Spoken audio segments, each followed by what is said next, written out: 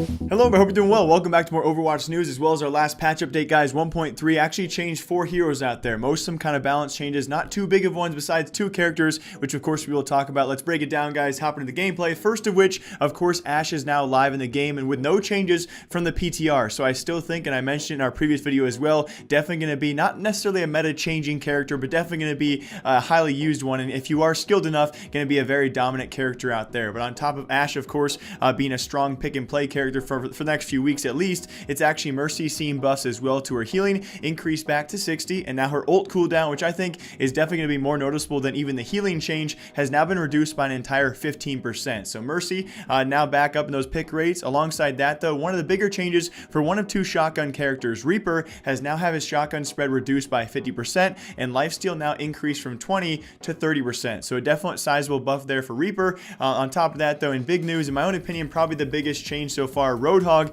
has now seen buffs in both his chain hook, which has actually been reduced, that delay from 0.5 to just 0.3, and I really do think, although it's small and marginal on paper, only 0.2 seconds of a difference, I think it's definitely going to be a huge difference for him. Alongside that, again, his shotgun, his scrap gun, has now also seen a similar reduction as well in that spread, as we saw with Reaper, a 50% reduction, and his whole hog's knockback velocity also increased by 25%, making, in my opinion, him a very, very strong off tank, and I cannot wait to see all of these changes, of course, now being live, how they do affect the gameplay out there. Now, also, very lastly, we do have Symmetra, a very small change for her. Her primary fire charges now 20% faster. So again, I like these patches. I love these patches because they're smaller, only 4 heroes at a time. It's definitely manageable to actually give you guys the information out there. I don't think too big of changes, but definitely some sizable buffs out there for all characters involved. I think Symmetra is probably the least influential so far, but again, we'll see how they play out. But also in big news out there, if you guys are Contenders or Overwatch League fans out there, some breaking news out there is apparently it's going to be the Toronto Contenders team actually taking their team out of Contenders altogether because,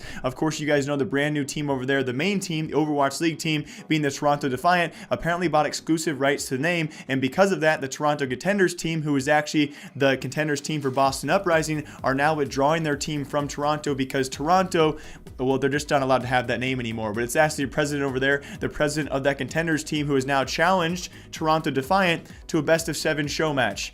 He didn't say anything about, you know, being angry. He didn't say anything, at least not on Twitter, at least. And he didn't say anything about the show match being for exclusive rights to the name, which I think would have been even better. But it does seem Toronto Defiant being the main team there, they will be the only Toronto team in Toronto, unless they pick up, of course, a different subsect Toronto Contenders team, which probably is expected. Now, who Boston Uprising's contender team will be in the future as well, well, that now will change on top of that. But also, very lastly, for all of you Blizzard fans out there, all you Overwatch fans out there, some big awards happened a couple nights ago with the Esports Awards, and you guys, I say you, the community, actually won quite a few awards. Now, I've expressed my disconcern about this being a fan vote, but I will give you guys this, and I do think they deserve 2 of the 3 of these awards. The first of which, Best Esports of the Year. I think in terms of franchising, as well as just overall league play, throughout viewership, throughout those that long season, and of course throughout the finals, not the best event, but throughout all those, of course, Overwatch League main stage, I think overall very, very well. Of course, you have Contenders on top of that, and of course World Cup. I think a great job overall. Best Esports of the Year, definitely guaranteed. Also, Blizzard did win Best Publisher of the Year.